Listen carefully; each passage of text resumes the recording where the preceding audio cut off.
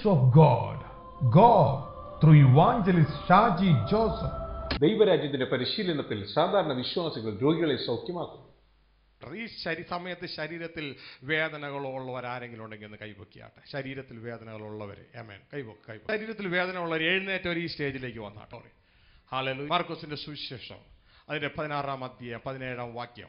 വിശ്വസിക്കുന്നവരാൽ ഈ അടയാളങ്ങൾ നടക്കും. രോഗികളുടെ മേൽ അവർ കൈവച്ചാൽ അവർക്ക് സൗഖ്യം വരും.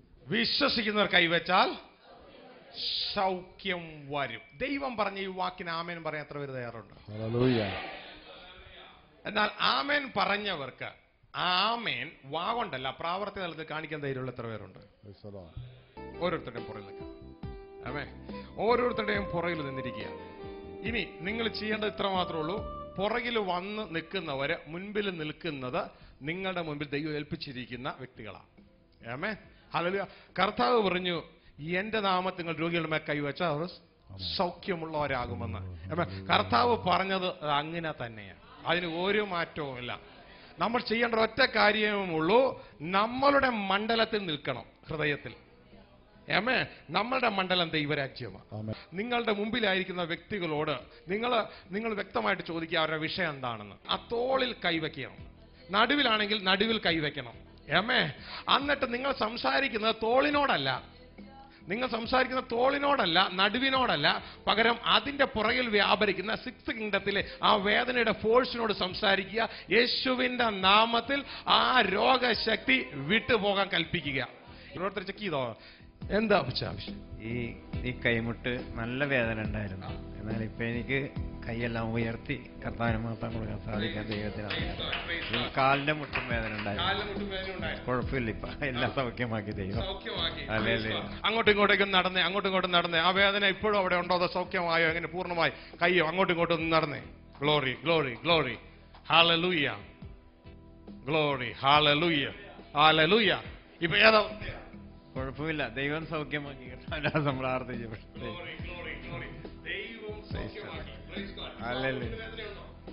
ഇല്ല ഇല്ല ഇല്ല ഇല്ല. കർത്താവിന് സ്തോത്രം ചെയ്താട്ടെ. അടുത്ത ശുശ്രൂഷ ജൂലൈ 9 മുതൽ 11 വരെ. നിങ്ങളുടെ സീറ്റുകൾ ഇപ്പോഴേ ഉറപ്പാക്കുക. Praise the Lord. കർത്താവ് യേശുക്രിസ്തുവിന്റെ നാമത്തിൽ വീണ്ടും ദൈവത്തിന്റെ അതിശ്രേഷ്ഠ വചനവുമായി നിങ്ങളായിരിക്കുന്ന നിങ്ങളുടെ ഭവനങ്ങളിലേക്ക് കടന്നു വരുവാൻ സ്വർഗത്തിലെ ദൈവം തന്ന ഈ സാവകാശത്തിനായി ഞങ്ങൾ ദൈവത്തിന് സ്തോത്രം ചെയ്യുകയാണ്. പ്രിയരെ, ഞങ്ങൾക്ക് വലിയ സന്തോഷമുണ്ട് ദൈവവചനം നിങ്ങളോട് അറിയിക്കുന്നതിൽ.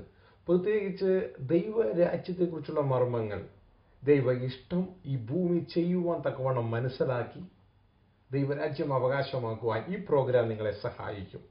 ഇത് പ്യുവർലി ദൈവത്തിൻ്റെ ഭാഗത്തു നിന്നുള്ളതാകയാൽ ദൈവത്തിൻ്റെ ഇഷ്ടങ്ങൾ മാത്രമായിരിക്കും പ്രിയരെ നിങ്ങൾ കേൾക്കുവാൻ പോകുന്നത്. ദൈവത്തിന്റെ വചനം പറയുന്നു, എന്നെ കർത്താവെ കർത്താവെ എന്ന് വിളിക്കുന്ന ഏവനുമല്ല, ദൈവ ഇഷ്ടം ചെയ്യുന്നവനത്രേ സ്വർഗരാജ്യം അവകാശമാക്കുന്നത്. ഇന്ന് പതിവ് പോലെ പ്രിയ സഹോദരൻ ഷാജി സുന്ദരൻ ജനത്തിന്റെ ചോദ്യങ്ങളുമായി വീണ്ടും സ്റ്റുഡിയോയിലുണ്ട്. കർത്താരദാസിനെ സ്വാഗതം ചെയ്യുകയാണ്. ഇന്ന് ജനത്തിന്റെ ഏത് ചോദ്യം ചോദിക്കുവാനാണ് ആഗ്രഹിക്കുന്നത്? കഴിഞ്ഞ എപ്പിസോഡുകളെല്ലാം നാം ദൈവത്തിൽ ആശ്രയിച്ചുകൊണ്ട് മനസ്സിലാക്കിക്കൊണ്ടിരുന്ന വിഷയം ദൈവരാജ്യത്തിനെ കുറിച്ചാണ്. ദൈവരാജ്യത്തിനെ കുറിച്ച് അത് വ്യക്തമായിട്ട് കർത്താവിന്റെ ദാസനിൽ കൂടെ നാം മനസ്സിലാക്കുവാനിടയായി. എന്നാൽ ഇന്ന് ചോദിക്കുവാൻ ആഗ്രഹിക്കുന്ന ചോദ്യം ഇതാണ്. കഴിഞ്ഞ ആഴ്ച നാം മനസ്സിലാക്കി ലൂക്കോസിന്റെ സുവിശേഷം 10-ാം അധ്യായം അതിന്റെ അവസാന ഭാഗങ്ങൾ വായിക്കുമ്പോൾ അവിടെ ഇപ്രകാരം എഴുതിയിരിക്കുന്നു, മാർത്തയും മറിയയും എന്ന 2 സഹോദരിമാർ കർത്താവിനെ കൈക്കണ്ടു. അവർ രണ്ടുപേരും കർത്താവിന് വേണ്ടി ശുശ്രൂഷ ചെയ്യുന്നുണ്ട്. അതിന്റെ അവസാന ഭാഗം നാം വായിക്കുമ്പോൾ അവിടെ കർത്താവ് യേശുക്രിസ്തു ഇപ്രകാരം പറഞ്ഞിട്ടുണ്ട്, മാർത്തയെ മാർത്തയെ നീ പലതിനെ ചൊല്ലിയും വിചാരപ്പെടുന്നത് എന്ത്? മറിയ നല്ല അംശം തിരഞ്ഞെടുത്തു, അല്പമേ വേണ്ടു, ഒന്നു മതി, അത് അവളിൽ നിന്നും ആരും അപഹരിക്കുകയില്ല എന്ന്. ആ അവസാനത്തെ ഭാഗത്ത് ഇപ്രകാരം എഴുതിയിട്ടുണ്ട്, അത് അവളിൽ നിന്ന് ആരും അപഹരിക്കുകയില്ല എന്ന്. എന്താണ്? രണ്ടുപേരും കർത്താവിന് വേണ്ടി ശുശ്രൂഷ ചെയ്തു. എന്നാൽ മാർത്തയുടെ കർത്താവ് പറയുകയാണ് മറിയെ ചെയ്തത് അവളിൽ നിന്നും അപഹരിക്കുകയില്ല. അത് എന്താണ് കർത്താവ് യേശുക്രിസ്തു അപ്രകാരം പറയുവാൻ കാരണം? എന്താണ് ഈ അപഹരിക്കുകയില്ല എന്ന് പറഞ്ഞതിൻ്റെ ഒരു അർത്ഥം? പ്രിയരെ, ജനം മനസ്സിലാക്കേണ്ട ഒരു നല്ലൊരു ചോദ്യമാണിത്. കർത്താവ് യേശു പറയുന്ന രംഗമാണ്, ചില പ്രവൃത്തികൾ അപഹരിക്കപ്പെടും. അതെ. ആരാണ് അത് അപഹരിക്കുന്നത്? ഇവിടുത്തെ സാഹചര്യം ഒരു ഗ്രാമത്തിൽ മാർത്ത, മറിയ എന്ന 2 സഹോദരിമാരുണ്ടായിരുന്നു. എന്നാൽ കർത്താവ് യേശു ആ ഗ്രാമത്തിൽ ചെന്നപ്പോൾ മാർത്ത യേശുവിനെ തന്റെ ഭവനത്തിൽ സ്വീകരിച്ചു. ദൈവവചനം പറയുന്നത് ഇങ്ങനെയാണ്. ലൂക്കോസ് സുവിശേഷം 10:38 ഇങ്ങനെ പറയുന്നു: പിന്നെ അവർ യാത്ര പോകയിൽ അവൻ ഒരു ഗ്രാമത്തിലെത്തി. മാർത്ത എന്നു പേരുള്ള ഒരു സ്ത്രീ അവനെ വീട്ടിൽ കൈക്കൊണ്ടു. അവൾക്ക് മറിയ എന്നൊരു സഹോദരി ഉണ്ടായിരുന്നു. അപ്പോൾ കൈക്കൊണ്ടത് മാർത്തയാണ്. അതെ. മാർത്ത യേശുവിനെ സ്വീകരിച്ച് അകത്ത് വന്നപ്പോൾ അവിടെ വേറൊരു സഹോദരിയും കൂടി ഉണ്ട്, മാറിയ എന്ന സഹോദരിയും കൂടി ഉണ്ട്. അപ്പോ യേശുവിനെ സ്വീകരിച്ചു, തന്റെ വീട്ടിൽ കൊണ്ടുവന്നു. തുടർന്ന് മാർത്ത യേശുവിനെ പ്രസാദിപ്പിക്കുവാൻ തനിക്കിഷ്ടമുള്ള കുറേ കാര്യങ്ങൾ ചെയ്യുക. യേശുവിന് ഭക്ഷണം ഉണ്ടാക്കുന്നു, യേശുവിന് നമ്മുടെ ഭാഷയിൽ പറഞ്ഞാൽ ചോറുണ്ടാക്കുന്നു, ഇനി ചോറ് വേണ്ടെങ്കിൽ അപ്പം ഉണ്ടാക്കുന്നു, അപ്പം ഇഷ്ടപ്പെട്ടില്ലെങ്കിൽ 2 ദോശയും കൂടി അല്ലെങ്കിൽ 2 ചപ്പാത്തിയും കൂടി ഉണ്ടാക്കുന്നു. അതിനുശേഷം അതിനുള്ള കറി ഒരല്പം ചാപ്സ് അല്ലെങ്കിൽ ഇറച്ചിയുടെ കൂട്ടുണ്ടാക്കി, അല്ലെങ്കിൽ നമുക്കറിയാവുന്ന സ്പെഷ്യലായിട്ടുള്ള കറികൾ, ചിക്കൻ 65 അങ്ങനെ ചില്ലി ചിക്കനോ എന്തെങ്കിലുമൊക്കെ മാറി മാറി ഉണ്ടാക്കി. അതും പോരാ, ഒരല്പം ചെമ്മീനും കൂടി ആയിക്കോട്ടെ, ഒരല്പം മീനും ഒരല്പം ചെമ്മീനും, ഇതെല്ലാം കൂടി അങ്ങ് വിഷമിച്ച് ധാരാളം കാര്യങ്ങൾ ഉണ്ടാക്കി. ആരെ സന്തോഷിപ്പിക്കാനാ? യേശുവിനെ സന്തോഷിപ്പിക്കാനാ. പക്ഷെ ഈ സമയത്തെല്ലാം ഈ മറിയ എന്ന സഹോദരി യേശുവിന്റെ പാദപീഠങ്ങളിലിരുന്ന് യേശുവിന്റെ വായിൽ നിന്ന് വരുന്ന വചനം കേട്ടുകൊണ്ടിരിക്കുകയാണ്. ഇത് കണ്ടപ്പോൾ മാർത്തയ്ക്ക് സഹിക്കാൻ പോലും കഴിഞ്ഞില്ല. മാർത്ത ഉടനെ തന്നെ യേശുവിനോട് കംപ്ലൈന്റ് ചെയ്യുകയാണ്: ഞാൻ ഇത്രയും പാടുപെടുന്നത് യേശുവിനെ കണ്ടില്ലേ? എന്റെ സഹോദരിയായ മറിയോട് വന്നൊന്ന് പറ, എന്നെ ഒന്ന് സഹായിക്കാൻ പറ. മാർത്ത വലിയ പ്രതീക്ഷയോടെയാണ് യേശുവിനോട് പറഞ്ഞത്. ഇപ്പോൾ യേശു എന്റെ സഹോദരിയെ ശാസിക്കും, എഴുന്നേക്ക്, അവിടെ പണിയെടുക്കുന്ന കണ്ടില്ലേ, പോയി സഹായിക്കുക എന്ന് പറയുമെന്നൊക്കെയുള്ള ആ സങ്കല്പത്തോടു കൂടെയാണ് ഈ മാർത്ത വന്നതെങ്കിലും മാർത്തയുടെ സങ്കല്പത്തിന് വിപരീതമായി യേശു പറയുന്ന ഒരു കാര്യമാണ് ഇപ്പോൾ പ്രിയ സഹോദരൻ ചോദിച്ചത്. യേശു പറയുകയാണ്: മാർത്തേ, മാർത്തേ, നീ എന്തിനാ ഇങ്ങനെ പലതിനെ ചൊല്ലി വിചാരപ്പെടുന്നത്? ആ ഭാഗം നമുക്കൊന്ന് വായിക്കാം. കർത്താവ് അവളോട്: മാർത്തേ, മാർത്തേ, നീ പലതിനെ ചൊല്ലി വിചാരപ്പെട്ടും മനം കലങ്ങിയിരിക്കുന്നു.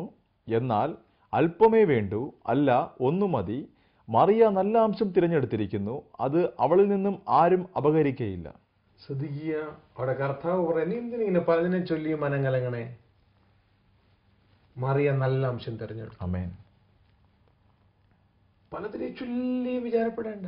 അതെ, മറിയ നല്ല അംശം തിരഞ്ഞെടുത്തു. അല്പമേ വേണ്ടൂ. ആമേൻ. നീ ചെയ്യുന്ന ഇത്രയൊന്നും വേണ്ട, അല്പമേ വേണ്ടൂ. വീണ്ടും കർത്താവ് ചെയ്യുക, അല്ല ഒന്നു മതി. അതെ, മറിയ നല്ല അംശം തിരഞ്ഞെടുത്തു.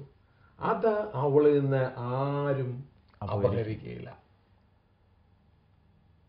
അതിന്റെ അർത്ഥം, മാർത്തേ, നീ ചെയ്തത് അപഹരിക്കപ്പെടും, മറിയ തെരഞ്ഞെടുത്ത അംശം അപഹരിക്കപ്പെടുകയില്ല. അത് എന്താണെന്നാണ് ഇപ്പോൾ ചോദിക്കുവാനായിട്ട് ഇടയായത്. പ്രിയരെ, ഈ 2 സഹോദരിമാർ ഇന്ന് ലോകത്തിൽ കാണുന്ന 2 മിനിസ്ട്രിയെ റെപ്രസെന്റ് ചെയ്യുകയാണ്. ഒരു മിനിസ്ട്രി മാർത്ത മിനിസ്ട്രി.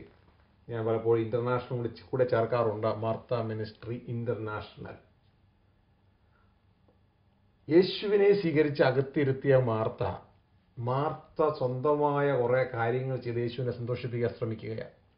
യേശുവിന് വേണ്ടി അത് ചെയ്യുന്നു, യേശുവിന് വേണ്ടി ഇത് ചെയ്യുന്നു, യേശുവിന് വേണ്ടി തോന്നിയതെല്ലാം ചെയ്തുകൊണ്ടിരിക്കുക. എന്നിട്ട് തളരുകയാ. പിന്നെ എന്നിട്ട് പറയുന്നു, എനിക്കൊന്നിനും സമയമില്ല, ഒന്നും ചെയ്യുന്നില്ലല്ലോ. ഇവിടെ ഈ ഭാഗത്ത് മാർത്ത ചെയ്യുന്നത് പലതും യേശുവിന് വേണ്ടിയല്ല ചെയ്യുന്നത്. മാർത്ത യേശുവിന് വേണ്ടിയാ ഇവിടെ മാർത്ത ചെയ്തത്.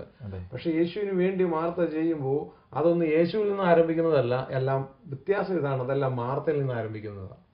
മാർത്ത തന്റെ സ്വന്തം ഇഷ്ടപ്രകാരമാണ് യേശുവിനെ സേവിക്കുന്നത്. ഇങ്ങനെ സ്വന്തം ഇഷ്ടപ്രകാരം യേശുവിനെ സേവിച്ച് യേശുവിന്റെ അടുക്കളയിലേക്ക് ഒരു കംപ്ലൈന്റും ഒരു പ്രാർത്ഥനയുമായി കടന്നു വന്നപ്പോഴാണ് യേശു അതിശയിപ്പിക്കുന്ന ഈ ഉത്തരം പറയുന്നത്. എന്തിനാ ഇങ്ങനെ പലതിനെ ചൊല്ലി വിചാരപ്പെടുന്നേ? അല്പം മതി, അല്ല ഒന്നു മതി. മറിയ നല്ല അംശം തിരഞ്ഞെടുത്തു. അത് അവളിൽ നിന്ന് ആരും അപഹരിക്കുകയില്ല. അപ്പൊ ഈ മാർത്ത ചെയ്തത് അവളിൽ നിന്ന് അപഹരിക്കുമെന്നാണ് അതിന്റെ അർത്ഥം കടന്നു വരുന്നത്. എന്തുകൊണ്ടാണ് മറിയ ചെയ്യുന്നത് അപഹരിക്കാത്തത്? ആ ഒരു ചോദ്യം കൂടി നമുക്ക് ഉത്തരം പറഞ്ഞുകൊണ്ട് നമുക്ക് ഈ വിഷയത്തിലേക്ക് കടന്നു വരാം. മറിയ ചെയ്ത് അപഹരിക്കാത്തത് നമ്മൾ കഴിഞ്ഞ എപ്പിസോഡിൽ കേട്ടു. ദൈവരാജ്യം എന്ന് പറഞ്ഞാൽ കിങ്ഡമാണ്, അത് ജനാധിപത്യമല്ല. ജനാധിപത്യത്തിലാണ് ജനങ്ങളുടെ ഇഷ്ടം ചെയ്യുന്നത്. കിങ്ഡത്തിൽ ജനങ്ങളുടെ ഇഷ്ടമല്ല, കിങ്ഡത്തിൽ കിങ് രാജാവിന്റെ ഇഷ്ടമാണ്. കിങ്ഡത്തിലെ രാജാവ് യേശുവ, ദൈവരാജ്യത്തിലെ രാജാവ് യേശുവ. ദൈവരാജ്യത്തിൽ ചെയ്യേണ്ടത് ജനത്തിന്റെ ഇഷ്ടമല്ല, യേശുവിന്റെ ഇഷ്ടമാണ്. യേശുവിന്റെ ഇഷ്ടം അറിയണമെങ്കിൽ യേശുവിന്റെ ഇഷ്ടം ഇരിക്കുന്നത് യേശുവിന്റെ ഹൃദയത്തിലാണ്. യേശുവിന്റെ ഹൃദയത്തിലെ ഇഷ്ടം അറിയണമെങ്കിൽ വേറെ ഒരു നിവൃത്തിയും ഇല്ല. ആരുടെ ഹൃദയത്തിലെ നമുക്ക് ഒന്നും കാണാൻ പറ്റത്തില്ല. പിന്നെ ഒരു രീതിയിൽ നമുക്ക് ഹൃദയത്തോടൊന്ന് മനസ്സിലാക്കാം. ദൈവവചനം പറയുന്നു, ഹൃദയം നിറഞ്ഞ കവിയുന്ന എത്ര ആദരം സംസാരിക്കുന്നു. മറിയ വന്നിരിക്കുന്നത് യേശുവിന്റെ പാദപീഠങ്ങളിലാണ്. യേശുവിന്റെ പാദപീഠങ്ങളിൽ ഇരുന്നാൽ മറിയയ്ക്ക് ഒരു കാര്യം ലഭിക്കപ്പെടുവാനിടയാവും. യേശുവിന്റെ ഹൃദയത്തിലുള്ള ദൈവാലോചന യേശുവിന്റെ വായിലൂടെ വരും. അങ്ങനെ യേശുവിന്റെ ഇഷ്ടം മനസ്സിലായാൽ, കിങ്ഡത്തിൽ രാജാവിന്റെ ഇഷ്ടമാണ് നടക്കേണ്ടേ, യേശുവിന്റെ ഇഷ്ടം മനസ്സിലായാൽ പിന്നെ ആ ഒരു കാര്യം, കർത്താവ് പറഞ്ഞു അനേകം കാര്യങ്ങൾ വേണ്ട, അല്പം മതി, ഒന്നു മതി. ആ യേശുവിന്റെ ഇഷ്ടം, മറിയ എന്താണ് ചെയ്യേണ്ടതെന്നുള്ള യേശുവിന്റെ ഇഷ്ടം മനസ്സിലായാൽ പിന്നെ മറിയയ്ക്ക് ഒരു കാര്യം ചെയ്താൽ മതി, കാര്യം ക്ലിയറായി. മനുഷ്യന് ഇഷ്ടപ്പെട്ട അനേക കാര്യങ്ങൾ ചെയ്ത് യേശുവിനെ സന്തോഷിപ്പിക്കാൻ ശ്രമിക്കുകയല്ല, പകരം യേശു നമ്മളെക്കുറിച്ച് ആഗ്രഹിക്കുന്ന ഒരു കാര്യം ചെയ്ത് യേശുവിനെ സന്തോഷിപ്പിക്കുന്നതാണ് യേശു ആഗ്രഹിക്കുന്നത്. അപ്പോൾ അങ്ങനെ ക്രിസ്തുവിൽ നിന്ന്, രാജാവിൽ നിന്ന് ആരംഭിക്കുന്ന പ്രവൃത്തി നിലനിൽക്കും. നമ്മളിൽ നിന്ന്, മനുഷ്യനിൽ നിന്ന്, മാർത്തയിൽ നിന്ന് ആരംഭിക്കുന്ന പ്രവൃത്തികൾ അപഹരിക്കപ്പെടും.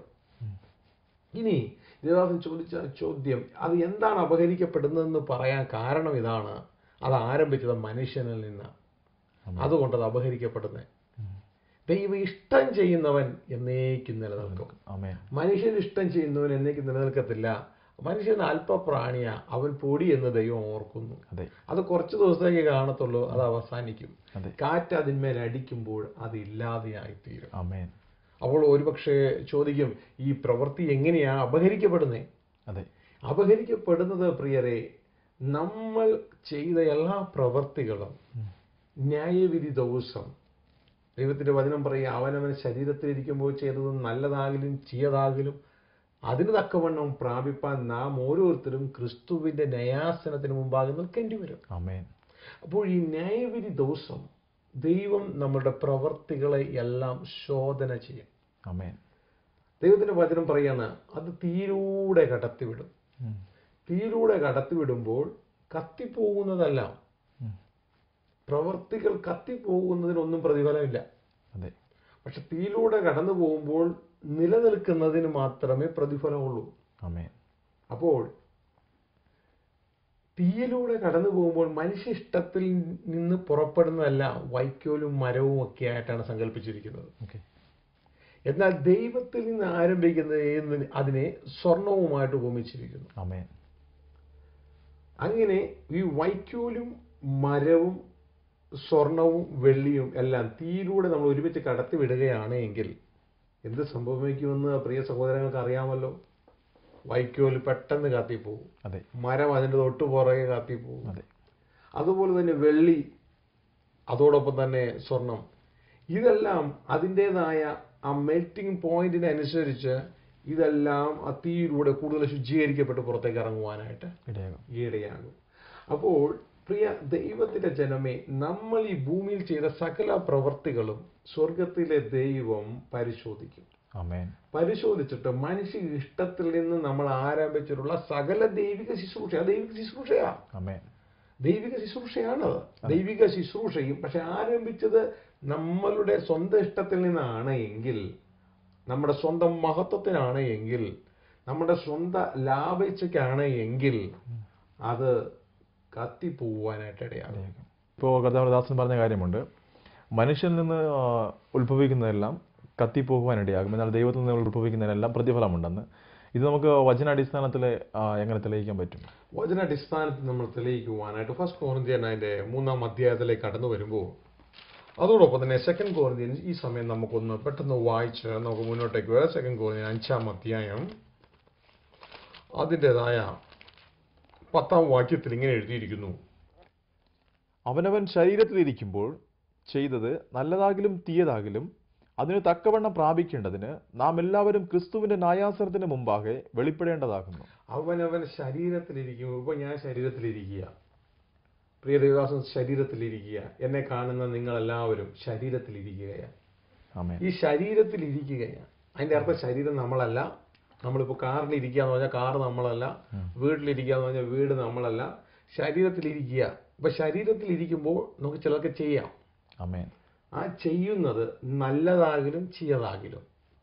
സഭയിലുള്ളവരോടായി പറയുന്നത്, കൊരിന്ത്യർ സഭയിലുള്ളവരോടാണ് പറയുന്നത്, രക്ഷിക്കപ്പെട്ടവരോടായി പറയുന്നത്. നല്ലതാകിലും ചീയതാകിലും അതിന് തക്കവണ്ണം പ്രാപിക്കേണ്ടതിന് നാം ഓരോരുത്തരും ക്രിസ്തുവിന്റെ ന്യായാസനത്തിന് മുമ്പാകെ വെളിപ്പെടേണ്ടതാണ്.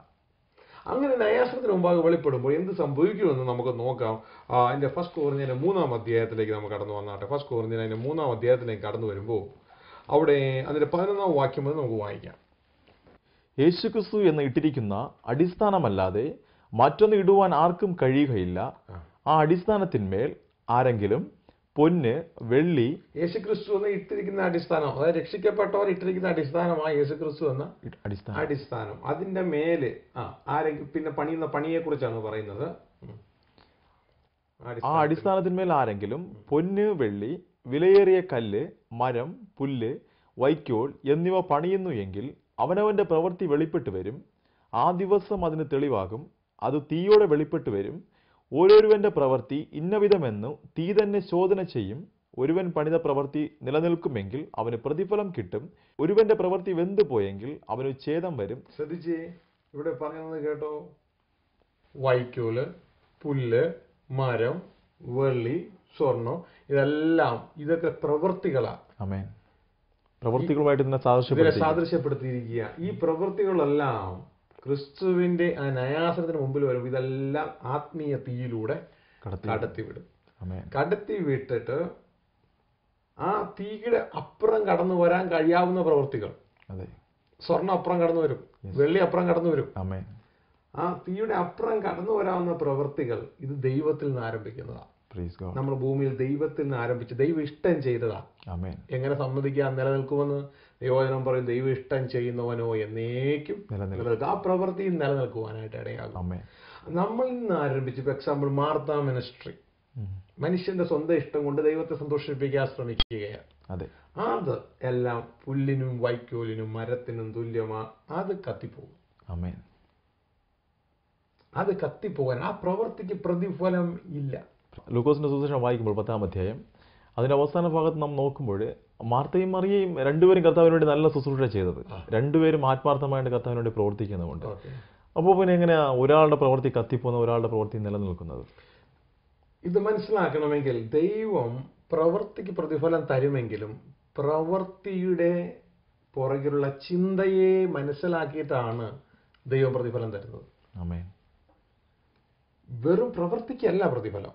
പ്രവൃത്തിക്ക് പ്രതിഫലമുണ്ട്, പക്ഷെ പ്രവൃത്തിയുടെ പുറകിലെ ചിന്തയെ നോക്കും. തുടർന്ന് ആ ചിന്തയ്ക്കാണ് ദൈവം പ്രതിഫലം തരുന്നത്. അതേ അധ്യായത്തിൽ തന്നെ, അതിന്റെ അടുത്ത അധ്യായത്തിൽ തന്നെ ഇത് പറയുന്നുണ്ട്. 4-ാം അധ്യായം, 1 Corinthians chapter 4, 4-ാം അധ്യായം അതിന്റെ 5-ാം വാക്യത്തിൽ വളരെ വ്യക്തമായിട്ട് അത് കൊടുത്തിട്ടുണ്ട്. വായിച്ചാട്ടെ ഭാഗം. ആകയാൽ കർത്താവ് വരുവോളം സമയത്തിന് മുമ്പ് ഒന്നും വിധിക്കരുത്. അവൻ ഇരുട്ടിൽ മറഞ്ഞിരിക്കുന്നത് വെളിച്ചത്താക്കി ഹൃദയങ്ങളുടെ ആലോചനകൾ വെളിപ്പെടുത്തും. അപ്പോൾ ഈ വിധി നടക്കുന്ന സമയത്ത് പ്രവൃത്തിക്ക് പ്രതിഫലം ഉണ്ടെങ്കിലും അവിടെ പറയാണ്, ആ പ്രവർത്തിച്ചതിൽ ഹൃദയത്തിന് നീ എന്ത് ആലോചനയാണോ ഉണ്ടായിരുന്നേ ആ ആലോചന ആ സമയത്ത് വെളിപ്പെടുത്തും. അത് കർത്താവ് വരുന്നതിന് ഒന്നും വിധിക്കരുത്. അയാൾ നല്ലൊരു ശുശ്രൂഷകനാട്ടോ, എന്ത് അത്യുമായിട്ട് ആളുകളെ ബഹുമാനിക്കണമെന്നല്ല പറഞ്ഞത്. നമ്മൾ ആ അതേ രീതിയിൽ ഒരാളെ ജഡ്ജ് ചെയ്യരുത്. മറ്റൊരൊന്നിനും കൊള്ളത്തില്ല, അയാൾ ചീത്തയാ, അങ്ങനെ ജഡ്ജ് ചെയ്യരുത്. സമയത്തിന് മുമ്പാകെ ഒന്നും വിധിക്കരുത്. പൗലോസ് പറയും, ഞാൻ എന്നെ തന്നെ വിധിക്കുന്നില്ല. ഞാൻ 13 ലേഖനങ്ങൾ എഴുതിയ ആളാണ്. ഞാൻ പലരുടെ സുവിശേഷ യാത്ര ചെയ്ത ആളാണ്. 3 മിഷണറി യാത്ര കഴിഞ്ഞു. പക്ഷെ ഞാൻ എന്നെ തന്നെ വിധിക്കുന്നില്ല, എന്നെ വിധിക്കുന്നത് കർത്താവാണ്. അപ്പോൾ ഇവിടെ പറയാണ്, ഹൃദയത്തിലെ ആലോചനകൾ വെളിപ്പെട്ടു വരുവാനായിട്ട് ഇടയാകും. അപ്പോൾ പ്രിയരെ, നാം ഈ നാളിൽ മനസ്സിലാക്കണം, നമ്മിൽ നിന്നല്ല ആരംഭിക്കേണ്ടത്, ദൈവത്തിൽ നിന്നാണ് ആരംഭിക്കേണ്ടത്. നാം വേദപുസ്തകം വായിക്കുമ്പോൾ വേദപുസ്തകത്തിൽ നല്ല പ്രവർത്തികൾ ചെയ്തിട്ടും അത് അപഹരിക്കപ്പെട്ട ഏതെങ്കിലും വ്യക്തികളെ കുറിച്ച് നമുക്ക് വേദപുസ്തക അടിസ്ഥാനത്തിൽ മനസ്സിലാക്കാൻ കഴിയുമോ? വളരെ നല്ലൊരു ചോദ്യമാണ്. നല്ല പ്രവർത്തികൾ ചെയ്തിട്ടും അത് അപഹരിക്കപ്പെട്ടു പോയ വ്യക്തികളെ, പ്രിയരെ, ഒരുപക്ഷെ നിങ്ങൾ വളരെയധികം നല്ല പ്രവൃത്തികൾ ചെയ്യുന്നതായിരിക്കാം. ചില സ്ഥലങ്ങളിൽ പ്രവൃത്തി മാത്രമേ അപഹരിക്കപ്പെട്ടു പോകത്തുള്ളൂ, ആള് രക്ഷിക്കപ്പെടും. അതെ. പക്ഷേ വേറൊരു കാറ്റഗറിയിൽ വന്നാൽ പ്രവൃത്തിയും നഷ്ടപ്പെട്ടു പോകും, ആള് നഷ്ടപ്പെട്ടു പോകും. മത്തായിയുടെ സുവിശേഷം 7-ാം അധ്യായം 21-ാം വാക്യത്തിലേക്ക് നമുക്ക് വരുമ്പോൾ അതിന്റെ താഴേക്ക് നമ്മൾ വായിക്കുമ്പോൾ അവിടെ കർത്താവ് പറയുന്നു, ഒരു കൂട്ടം ആളുകൾ തന്നെ മുമ്പിൽ വന്നിരിക്കുക, ന്യായൊരു ദിവസമാണ്. അവരോട് കർത്താവ് പറയും, എന്നെ കർത്താവെ കർത്താവെ എന്ന് വിളിക്കുന്ന ഏവനും അല്ല. അതെ. നിങ്ങളുടെ സ്വന്തം ഇഷ്ടം ചെയ്യുന്ന, ഞാൻ പാരഫ്രൈസ് ചെയ്ത് പറഞ്ഞാൽ, നിങ്ങളുടെ സ്വന്തം ഇഷ്ടം ചെയ്തവനും ആരാധിച്ചവനും അല്ല. എന്റെ സ്വർഗസ്ഥനായ പിതാവിന്റെ ഇഷ്ടം, രാജാവിന്റെ ഇഷ്ടം ചെയ്യുന്നവനാണ് സ്വർഗരാജ്യം അവകാശമാക്കുന്നത്. അതെ. അപ്പോൾ ഈ കൂട്ടർ അവിടെ നിന്ന് പറയുന്ന രംഗം ഇതാണ്, കർത്താവ് അവർ പ്രവർത്തിച്ചതിന്റെ ലിസ്റ്റ് പറയുക. അതെ. ആ പ്രവർത്തിച്ച ലിസ്റ്റൊക്കെ നല്ലതാ. ആമേൻ. ഞങ്ങൾ നിന്റെ നാമത്തിൽ സുവിശേഷ പ്രവൃത്തിക്ക് പോയതിനു ശേഷമുള്ള കാര്യം പറയുന്നത്, ഭൂതങ്ങളെ പുറത്താക്കി, രോഗികളെ സൗഖ്യമാക്കി, പ്രവചിച്ചു. ഇങ്ങനെ പല പല കാര്യങ്ങൾ അവർക്ക് പറയാനുണ്ട്. നല്ല പ്രവൃത്തികളാ പറയാനുള്ളത്. മനസ്സിലായോ? അതെ. അപ്പോൾ ഈ നല്ല പ്രവൃത്തികളുടെ ലിസ്റ്റ് അങ്ങ് നിരത്തി, ഇപ്പോൾ ഒരുപക്ഷെ എന്നെ കേൾക്കുന്ന നിങ്ങൾക്കും നിങ്ങൾ ചെയ്ത നല്ല പ്രവൃത്തികളുടെ ലിസ്റ്റ് പറയാനുണ്ടാവും. ഇവിടെ നോക്കൂ, സുവിശേഷകന്മാരാണ്, ചിലപ്പോൾ അവർ പല രീതിയിലും പ്രയോജനപ്പെട്ടവരായിരിക്കാം. അവർ തങ്ങൾ ചെയ്ത നല്ല പ്രവൃത്തിയുടെ ലിസ്റ്റ് അങ്ങ് നിരത്തുകയാണ്. ഇവർ ഇവിടെ ചെയ്ത ഈ പ്രവൃത്തി കർത്താവിൽ നിന്നാണല്ലോ ഉത്ഭവിച്ചത്. അവർ രോഗികളെ സൗഖ്യമാക്കി, ഭൂതങ്ങളെ പുറത്താക്കി, അവർ പ്രവചിച്ചു. ഈ പ്രവൃത്തികൾ കർത്താവിൽ നിന്നാണ് ഉത്ഭവിച്ചിരിക്കുന്നത്. ഈ പ്രവൃത്തികളുടെ എല്ലാം അടിസ്ഥാനം, ബേസിക്, ആ ശക്തി എന്ന് പറയുന്നത് ദൈവത്തിന്റെ, അവരുടെ ഉള്ളിൽ വസിക്കുന്ന ദൈവത്തിന്റെ പരിശുദ്ധാത്മാവാണ്. ആമേൻ. ദൈവത്തിന്റെ പരിശുദ്ധാത്മാവാണ്. അതെ. ഇത് ദൈവം അനുവദിച്ച പ്രവൃത്തികളാണ്. അതെ. പക്ഷെ ഈ സമയത്ത് അവിടെ സംഭവിക്കുന്ന വിഷയം എന്ന് പറഞ്ഞാൽ, കർത്താവ് അവരോട് തിരിച്ചു പറയുന്ന ഒരു കാര്യമുണ്ട്, അധർമ്മം പ്രവർത്തിക്കുന്നവരെ. അതെ. അപ്പോൾ ഒരു ഭാഗത്ത് ദൈവശക്തി അവരിലൂടെ വ്യാപരിച്ചു. അതെ. ദൈവപ്രവൃത്തികൾ മനോഹരമായിട്ട് അവർ ചെയ്തു. അതെ. പക്ഷെ ഈ സമയത്ത് അവരുടെ ജീവിതത്തിൽ ഒരു മാറ്റം, അവരുടെ സ്വഭാവത്തിൽ, ക്യാരക്ടറിൽ ഒരു മാറ്റം ഉണ്ടായില്ല. ആമേൻ. ദൈവത്തിന്റെ ശക്തി ഒരു ഭാഗത്ത്, ദൈവത്തിന്റെ സ്വഭാവം വേറൊരു ഭാഗത്ത്. ആമേൻ. ഇത് രണ്ട് മിനിസ്ട്രികളെ തമ്മിൽ സെപ്പറേറ്റ് ചെയ്യുകയാണ്. Praise God. ഇതിന്റെ നല്ലൊരു ചോദ്യമാണ് ദേവദാസൻ ചോദിച്ചത്. ഈ ചോദ്യവുമായി നമ്മൾ അടുത്ത എപ്പിസോഡിലേക്ക് നമുക്ക് കടന്നു വരാൻ പോവുകയാണ്. അതെ. അപ്പോൾ പ്രിയരെ, നാം ഒന്ന് മനസ്സിലാക്കുക, ഈ അവിടെ കണ്ട ദേവദാസന്മാർ നല്ല പ്രവൃത്തികൾ ചെയ്തു. പക്ഷെ ഈ പ്രവൃത്തികൾക്കും പ്രതിഫലം കിട്ടിയില്ല. ഈ ദൈവദാസന്മാരോട് പറയുകയാണ്, അധർമ്മം പ്രവർത്തിക്കുന്നവരെ എന്നെ വിട്ടു പോകും. എങ്ങോട്ടാ പോവുക? തീപ്പൊയ്യയിലേക്കല്ലാതെ മറ്റെങ്ങോട്ട് പോകാൻ കഴിയും? ആമേൻ. അപ്പോൾ പ്രിയരെ, ഈ ദൈവദാസന്മാർ ചെയ്ത പ്രവൃത്തി അപഹരിക്കപ്പെട്ടു. അതെ. ദൈവത്തിന്റെ ന്യായവിധിയുടെ തീയെ അതിനെ അപഹരിച്ചു. ആമേൻ. കർത്താവ് മാർത്തയോട് പറഞ്ഞു, മാർത്തേ, മറിയ ചെയ്യുന്നത് അവളിൽ നിന്ന് ആരും അപഹരിക്കത്തില്ല. അതെ. പ്രിയരെ, ഈ നാളുകളിൽ നമ്മൾ പലതും പലതും പലതും കർത്താവിന് വേണ്ടി പ്രവർത്തിക്കാൻ ആഗ്രഹിക്കുന്നവരായിരിക്കും. ആമേൻ. നമ്മൾ ചെയ്യുന്ന 100 നല്ല കാര്യങ്ങളല്ല കർത്താവ് ആഗ്രഹിക്കുന്നത്. ദൈവം നമ്മളിലൂടെ ആഗ്രഹിക്കുന്ന കാര്യങ്ങൾ ഭൂമിയിൽ ചെയ്യുവാനാണ് ദൈവം ആഗ്രഹിക്കുന്നത്. ആമേൻ. അതുകൊണ്ട് ഈ നാളുകളിൽ നമ്മുടെ വിളിയും തെരഞ്ഞെടുപ്പും കൂടുതൽ ഉറപ്പാക്കി, ദൈവം നമ്മളിലൂടെ എന്താഗ്രഹിക്കുന്നു മനസ്സിലാക്കി അത് ചെയ്യുവാൻ ദൈവസന്നിധിയിൽ നമുക്ക് ഓരോരുത്തർക്കും ഏൽപ്പിച്ചു കൊടുക്കാം. ശുശ്രൂഷിക്കുന്നവരായ ഞങ്ങളും കേൾക്കുന്നവരായ നിങ്ങളും നമുക്ക് ഒരുമിച്ച് ഈ സമയം ദൈവസന്നിധിയിൽ ഏൽപ്പിച്ചു കൊടുക്കാം.